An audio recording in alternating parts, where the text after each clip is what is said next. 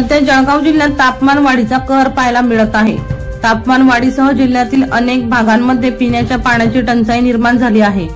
पाणी टंचाईसह आता जनावरांच्या चारा टंचाईने देखील डोकं वर काढलं आहे।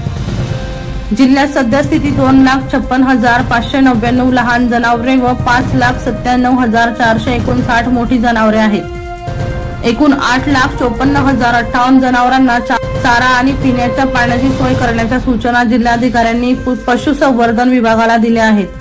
तर जून अखेरपर्यंत पुरेल एवढा साठा असल्याचे पशुसंवर्धन उपायुक्त श्यामकांत पाटील यांनी सांगितले। जिल्ह्यातील 8,54,058 जनावरांना 4,354.55 मेट्रिक टन तर महिन्याला 1,30,363.53 मेट्रिक टन एवढा चारा लागतो। जिल्ह्यातील 15 तालुक्यात उत्पादित होणारा खरीप आणि रब्बी मिळून 23,99,548 मेट्रिक टन एकूण चारा असल्याची माहिती पशुसंवर्धन विभागाने दिली।